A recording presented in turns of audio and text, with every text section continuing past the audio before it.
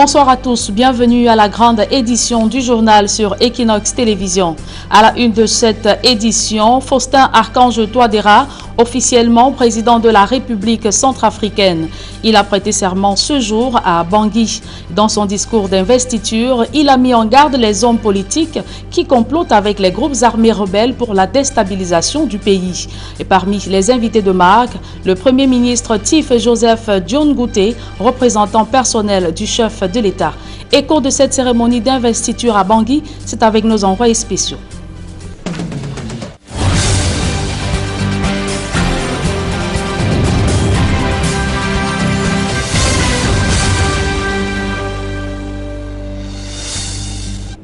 Une fois de plus, bonsoir mesdames et messieurs, merci de nous recevoir chez vous. Prenons directement la direction de Bangui où nous attendent nos envoyés spéciaux. 3 mois après sa réélection, le professeur Faustin Archange Touadéra a prêté serment ce mardi. C'était lors d'une cérémonie d'investiture à l'Assemblée nationale.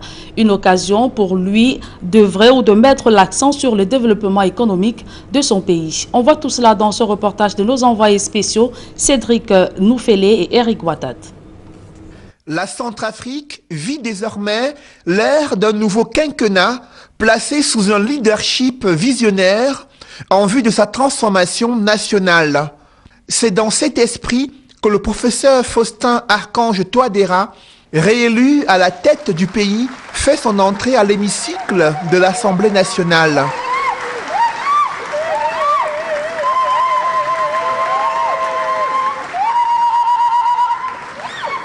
Dans cette salle, revêtue aux couleurs nationales, le président burundais, les premiers ministres représentants des chefs d'État africains, des personnalités issues des milieux politico-administratifs centrafricains et du monde diplomatique assistent au rituel de l'investiture sous la supervision de Danielle Darlan, présidente de la Cour constitutionnelle. Faustin Archange Touadéra, debout, découvert, la main gauche posée sur la Constitution, la main droite levée. Je vous invite à prononcer la formule de votre serment en sango puis en français. Moi, Faustin Archange Touadéra, je jure devant Dieu et devant la nation d'observer scrupuleusement la Constitution de la République centrafricaine, de sauvegarder l'intérêt du territoire, l'intégrité du territoire, de préserver la paix, de consolider l'unité nationale, d'assurer le bien-être du peuple centrafricain.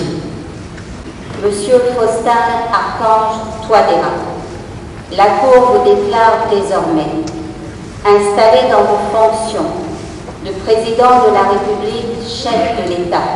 Après avoir pris cet engagement devant la Cour constitutionnelle, le professeur Faustin Archange Touadéra endosse les attributs de la souveraineté centrafricaine. Le collier de grand maître des ordres nationaux que lui décerne le général de brigade Thierry Metekwe, grand chancelier.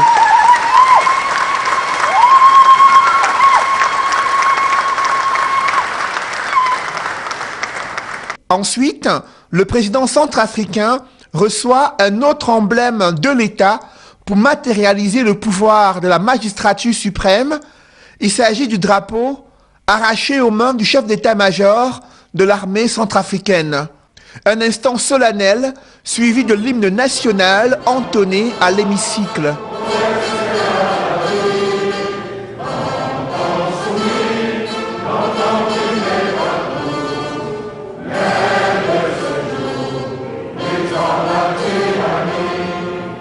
Une fois investi de tous les pouvoirs constitutionnels, le président centrafricain fixe le cap de son nouveau quinquennat. Les contraintes que constitue l'insécurité, la faible disponibilité d'électricité, du transport sont en voie de résorption suite aux initiatives qui sont lancées dans les secteurs concernés au cours du premier quinquennat. Ainsi, la lutte contre la corruption, les détournements des deniers publics et les infractions assumies sera menée par des services mieux formés et protégés. Pour réaliser ces différents objectifs, la mise en œuvre effective de l'accord politique signé en février 2019 est l'une des conditions sine qua non pour sortir la Centrafrique de la crise actuelle, un défi majeur pour le président centrafricain Faustin Archange Touadéra. D'ailleurs, l'une des annonces fortes de son discours inaugural de son deuxième quinquennat, c'est l'annonce des consultations nationales en vue d'un dialogue républicain pour décrisper le climat sociopolitique et remettre son pays sur les rails de l'émergence économique. Ici, à l'esplanade de l'Assemblée nationale centrafricaine, Eric Watat et Cédric Noufélé, envoyés spéciaux Equinox Télévision. Et l'un des défis du deuxième mandat présidentiel de Faustin Archange Touadéra est la lutte contre l'insécurité. À cet effet, le président centrafricain met en garde les groupes armés ou les hommes politiques qui partisent avec les groupes armés rebelles dans le but de déstabiliser le pays. Je vous invite à l'écouter. En ce qui concerne les forces de sécurité intérieure, une attention particulière sera accordée au renforcement de leurs capacités afin de consolider la restauration de l'autorité de l'État tant souhaitée par la population. Mon vœu, qui est d'ailleurs celui de la majorité des Centrafricains, est qu'à l'issue de ce mandat, qu'il n'y ait plus aucun groupe armé actif sur le territoire national.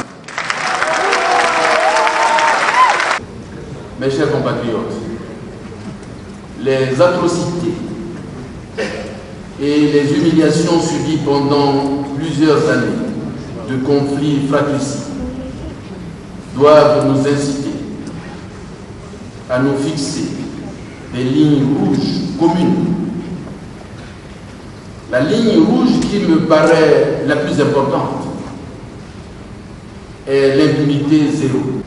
Nous risquons de retomber dans les pièges du passé et la paix, la sécurité et la prospérité recherchées ne seront jamais trouvées.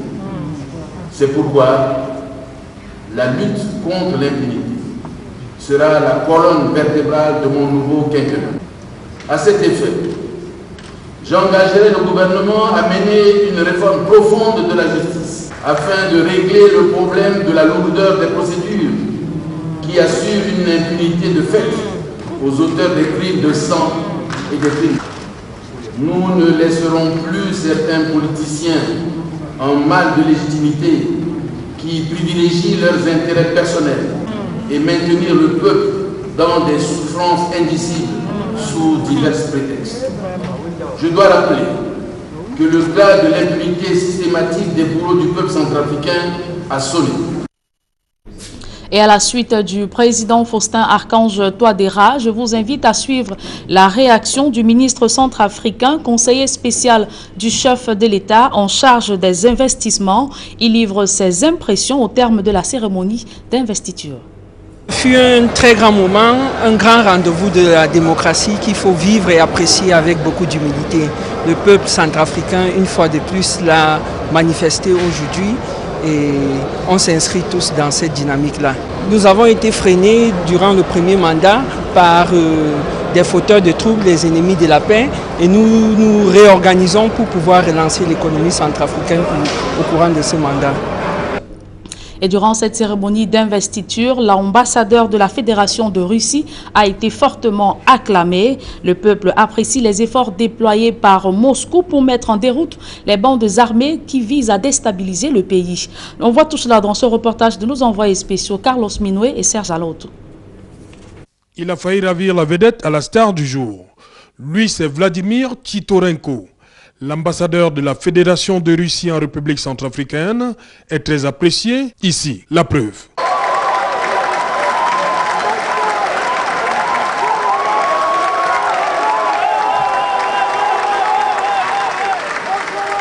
La présence de la Russie à travers lui marque la solidité de la relation entre Moscou et Bangui.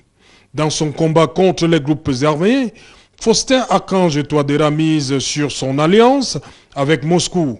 Matériel sophistiqué et des hommes pas toujours discrets à Bangui et dans les autres parties du pays. Un pays, comme l'a rappelé Faustin Archange Touadéra dans son discours inaugural, à nouveau menacé par une assemblée de malfaiteurs réunis au sein de la coalition des patriotes pour le changement, dont François Bozizé vient de prendre la tête.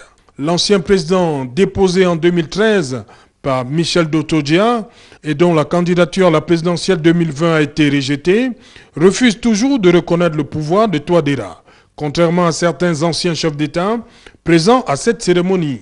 Le chef de la transition du 24 mars 2013 au 10 janvier 2014, Michel Dotodja, a tenu par sa présence au palais de l'Assemblée nationale à légitimer le pouvoir du professeur de mathématiques pour un second mandat à la tête de la République centrafricaine. Même ambiance pour accueillir deux autres hommes d'État et anciens candidats à la présidentielle. D'abord, Alexandre Nguendé, président de la transition pendant 13 jours seulement. Il a obtenu 1,11% des voix à la présidentielle de 2020. Catherine Samba Panza a obtenu quant à elle 0,85% des voix. Elle a dirigé la transition du 24 janvier 2014 au 30 mars 2016. Elle n'a pas voulu manquer le décollage de cette nouvelle Centrafrique, à l'issue de laquelle il n'y aura plus aucun groupe armé actif d'ici 5 ans. Parole du professeur Faustin Archange Touadéra. Et ce reportage de nos envoyés spéciaux à Bangui boucle ainsi la page internationale de ce journal. Et sur le plan national, une opération d'assainissement de la ville de Nkonsamba dans le département du Mungo a failli virer à l'affrontement entre les agents communaux et les commerçants. Au cours de cette opération coup de poing, des voitures et motos stationnées en bordure de route ont été saisies. Gladys Sidier, Cyril Ndiemba. Le super-maire de la ville de Nkonsamba a lancé une opération d'assainissement. Objectif, rendre la ville propre, et cela passe par la lutte contre les stationnements abusifs, la destruction des commerces situés en bordure de route, entre autres.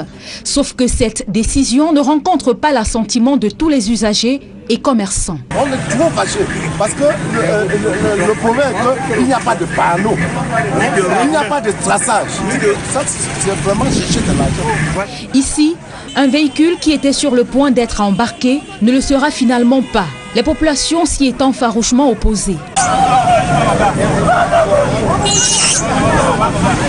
Plusieurs commerçants ont vu leur engin, qui était garé devant leur boutique, être emporté par des agents communaux. On est au centre de ville, à côté devant ta boutique. Tu mets ta monnaie devant ta boutique pour mieux surveiller. Pas tous les gens pour porter. Tu mets devant ta boutique pour mieux surveiller. C'est même pas en route. On vient porter la moto. On ne nous a même pas signalé que c'est interdit de laisser la moto devant la boutique. C'est qu'ils ne doivent même pas laisser. On me demande de payer 14 500. Si cette opération d'assainissement lancée il y a quelques jours fait des gorges chaudes, les autorités n'entendent pas céder. Au contraire, elles invitent les populations à collaborer.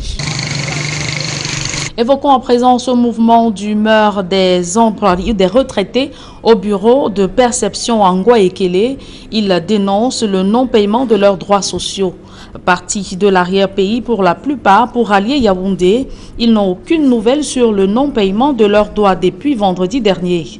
Las d'attendre, ces retraités ont exprimé leur ras-le-bol en empêchant la circulation au quartier Ngouaekele à Yaoundé. Certains de ces retraités affirment avoir été brutalisés de l'ordre mobilisés pour disperser les manifestants. Je vous invite à suivre quelques retraités au micro de Aïk Cyril. Je suis venu pour percevoir ma petite pension. Depuis le matin, on est là. Attendez.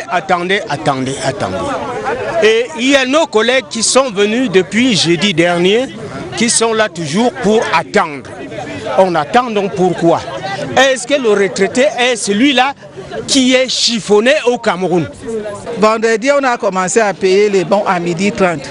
À 14h, ils ont dit que l'argent est fini, qu'on parte, qu'on revienne lundi. J'habite au Kola, je n'habite même pas ici à Yaoundé. J'ai demandé que est-ce que je pour venir ici, l'argent, prêter de l'argent pour venir. Il faut que je rentre, je remets cet argent-là et moi j'ai les rebelles que je dois payer chaque semaine. Depuis la semaine, j'ai passé mon week-end sans prendre mon traitement parce que je n'ai pas l'argent. On vient essayer de faire, c'est-à-dire une manifestation pacifique pour arrêter la circulation. Il y a un certain militaire qui vient porter main sur moi. Quand on réclamait l'argent, voilà un militaire qui sort de nulle part, on ne connaissait pas, il se met à menacer un de nos frères, à le jeter à terre. L'autre, son frère, son ami qui passait en route, qui dit que comment les gens réclament leur argent. Toi, tu te mets à taper sur un vieux comme ça là, ce n'est pas tout à fait normal. Il lui a dit... Et toujours dans le registre des dénonciations, les employés de l'entreprise en charge de la distribution de l'énergie électrique, branche de l'Ouest, sont sortis dans les rues de Bafoussam ce matin, réclamant les arriérés de salaire et de meilleures conditions de travail. Leclerc Sakem. Agence régionale Enéo de Bafoussam ce matin.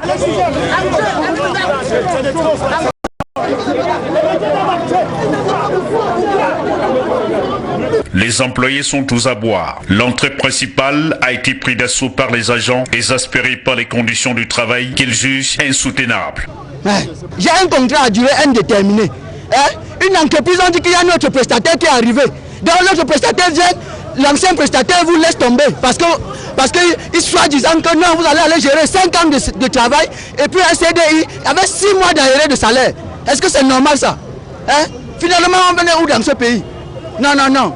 Trop, c'est trop. Nous faisons un travail de terrain. Moi, en tant que femme, je ne conduis pas les motos. Je dépasse au moins 5 000 par jour. 5 000 par jour, vous voyez que c'est trop. Les aérés, on ne peut pas s'en sortir. Le mari à la maison, j'ai toujours en train de demander. Le silence complice des agents et nous met mal à l'aise. Les récriminations sont multiples. Salaire minable et irrégulier, absence des cotisations sociales, couverture sanitaire bottée en touche et le flou autour des contrats de travail. Il y en a ici qui sont rentrés chez leurs parents à cause des loyers. Les femmes sont parties. Certaines de nos femmes sont parties. Donc il y a trop de choses, monsieur le délégué. Donc si nous allons nous mettre à énumérer, c'est beaucoup.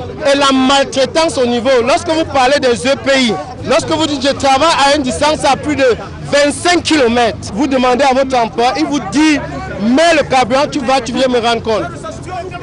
À la fin, donc nous sommes là maintenant, d'abord, primo, qu'on donne d'abord le salaire, que les gens se dédouanent d'abord des dettes et de leurs bailleurs. La CNPS va suivre. Et lorsque tu veux lever la tête, nous sommes venus ici là, parce que si nous étions allés voir notre employeur, c'est les demandes d'explication, c'est le licenciement abusif. C'est le licenciement abusif. Vous regardez un contrat que quelqu'un vient nous montrer. Voilà un contrat. Vous avez des responsabilités, vous avez les enfants. Tu ne peux pas vivre dans une maison où tu fuis le bail tous les jours. 6 mois sans salaire, c'est trop. Vraiment, je crois que nous nous faisons entendre dans tout l'étendue du territoire national. Nous sommes fatigués de travailler dans ces conditions. Tentant de sauver les meubles, le délégué régional ouest et nord-ouest d'Enéo se déporte auprès des grévistes. Vous êtes le bras d'Enéo sur le terrain. J'ai beaucoup de considération pour vous. S'il vous plaît, ayez aussi la considération pour moi. Vous n'avez pas soumis ce document avec l'ensemble de vos plaintes parce que vous dites des choses qui ne sont pas arrivées à mon niveau. Nous allons nous assurer que vous soyez payés sur les aérés. Nous ne traitons pas directement avec vous, c'est vrai, mais maintenant nous allons suivre de façon mensuelle l'utilisation qui est faite des ressources sur le terrain parce que vous êtes l'image d'Enéo sur le terrain et il est hors de question qu'on laisse un prestataire justement gérer les ressources qui sont considérées comme Enéo vis-à-vis du client sur le terrain n'importe comment. Les assurances sont loin de rassurer la plupart des grévistes. Finalement, une équipe est désignée pour des pourparlers. À l'issue des négociations, des promesses sont faites. La société promet de tout mettre en œuvre afin de décompter la situation dans de brefs délais. Ce qui a amené ceci à des montres en attendant de voir clair. Un agent des eaux et forêts tué au parc national de Buea dans le sud-ouest. Il a été pris en chasse par un éléphant qui donnait naissance. La victime est décédée sur place. On voit tout cela dans ce reportage de Derek Diator et Nandine Yambou.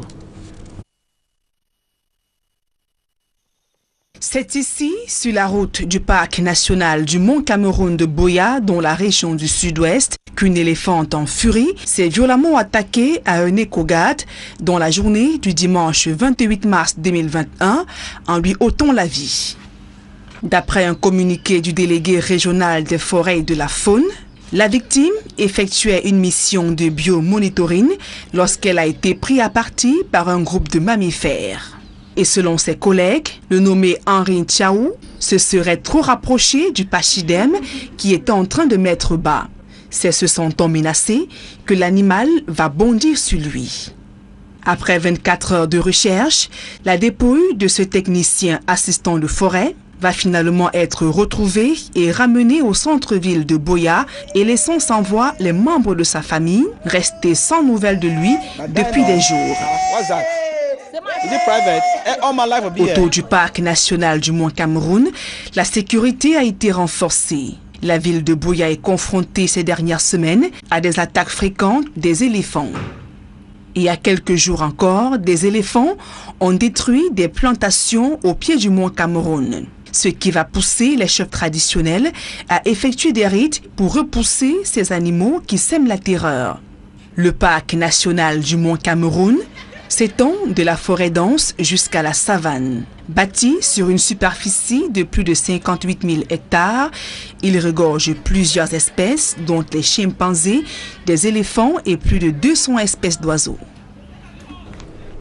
Protéger le golfe de Guinée de la piraterie maritime, c'est l'objectif que se fixe le Cameroun, le Gabon, la Guinée équatoriale, Sao Tomé et Principe. À travers un partage d'expériences, les éléments de la marine nationale des 4 pays sont à Douala pour évaluer leur savoir-faire. Innocent Abega et Kedjara.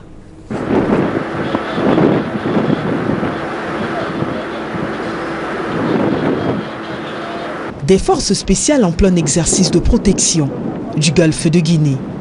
L'exercice se déroule en haute mer. Les hommes assidus comme des soldats en guerre déploient leur arsenal de connaissances et de savoir-faire en vue de protéger ces eaux territoriales. L'opération qui se déroule sous vos yeux a un nom, Opangame Express 2021, de la protection au-delà des frontières maritimes. Notre hiérarchie nous a assigné les objectifs qui étaient ceux d'évaluer, n'est-ce pas, l'intégration du Cameroun dans le processus de Yaoundé, évaluer les capacités de réaction face à une menace en mer et aussi les actions transversales, d'évaluer ces capacités-là avec les autres administrations qui sont en charge de l'action de l'État en mer. Finalement, l'exercice est un succès. On a pu, avec beaucoup de brio, assister le navire qui avait un incendie à son bord déclenché par une explosion dans la salle de machinerie.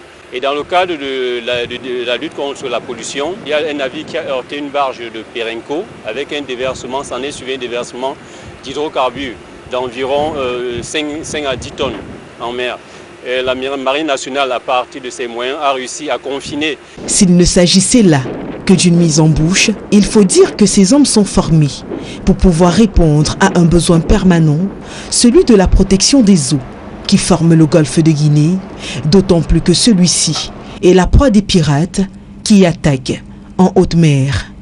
Opangame, une opération née en 2010 et qui provient de la mutualisation des forces des pays concernés, en l'occurrence le Cameroun, le Gabon, la Guinée équatoriale, Sao Tomé et Principe. On avait une faiblesse maritime accrue, prononcée. La mer était vide, on n'avait pas de moyens. Mais en revanche, on avait des États qui avaient du matériel, c'est-à-dire des bateaux, mais qui souffraient d'un manque de ressources humaines. Et en revanche, on avait aussi des États comme le Cameroun qui avaient de la ressource, des gars bien formés et tout, mais qui, pendant les années 2009, accusaient un problème de vecteurs pour pouvoir être présents en mer. Le premier de ces 6 au Bangame s'était déroulé ici,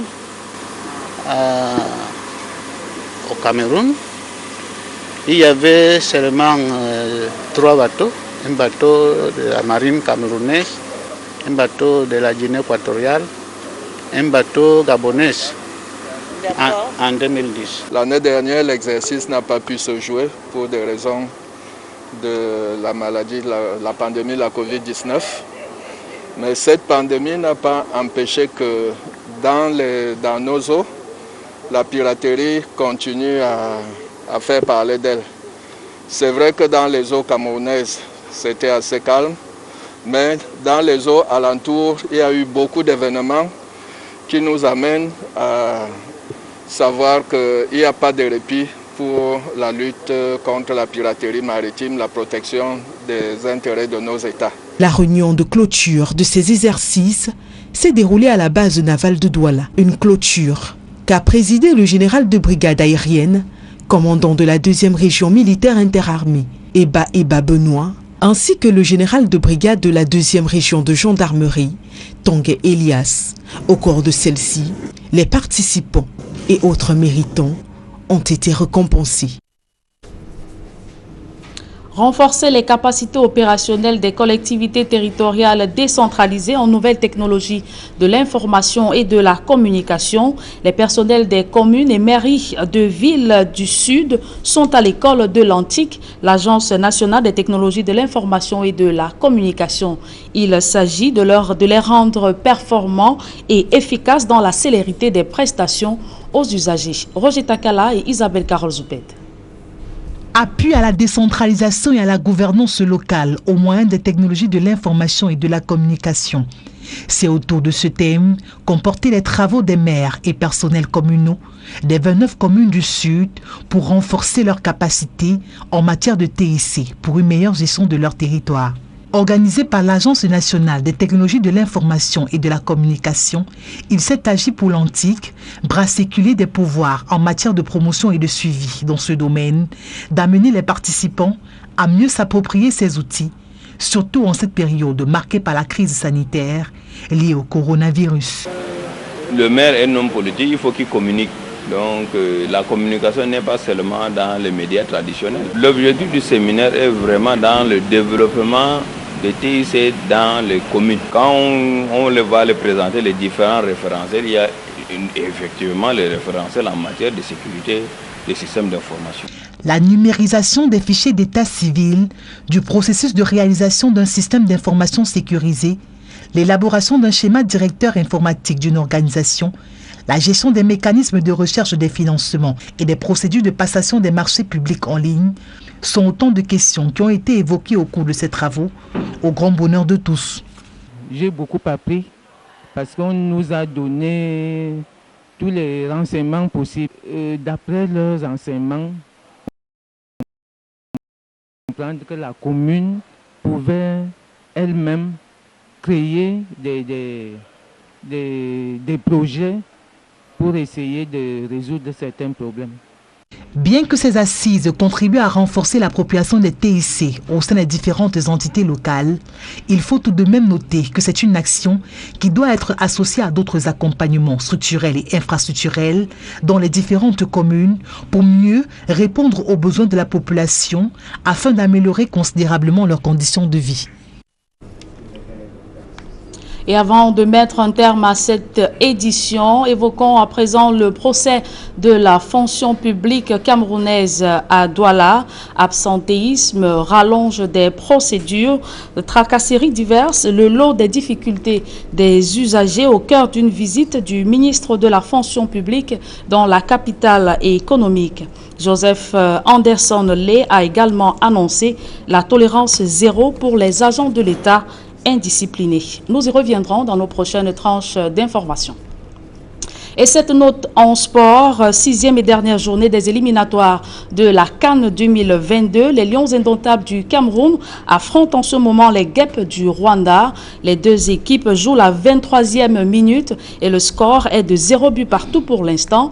Il faut rappeler que le Cameroun est en tête avec 10 points, suivi du Cap-Vert 7 points et le Mozambique 5 points, le Rwanda 4 points.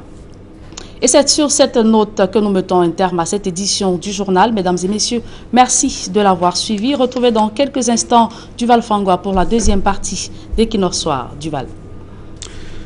Gilbert Bissaï, le professeur Archange Touadéra, élu au cours de l'élection présidentielle de décembre dernier, vient de prêter serment comme président de la République de RCA. Il faut le rappeler, c'est Duval Fangwa, que la cérémonie d'investiture du professeur Faustin Archange Touadéra a eu lieu ce mardi à l'Assemblée nationale. Devant un parterre d'invités, il a promis de consolider ou de préserver la paix, consolider la cohésion sociale et d'assurer le bien-être des Centrafricains. Il a cependant mis en garde les hommes politiques qui partisent avec les groupes armés rebelles pour déstabiliser le pays du Val. Ce sera l'essentiel du débrief. Merci pour cette nouvelle édition du journal de 20h sur Equinoxe Télévision. Bonne soirée, Julien Berthe-Vissaï. Merci Duval, très bonne soirée à vous. Et retrouvons-nous demain pour une autre édition. Madame, Messieurs, dans quelques secondes, retrouvons-nous sur le plateau d'Equinoxe ce soir pour la deuxième partie de cette émission.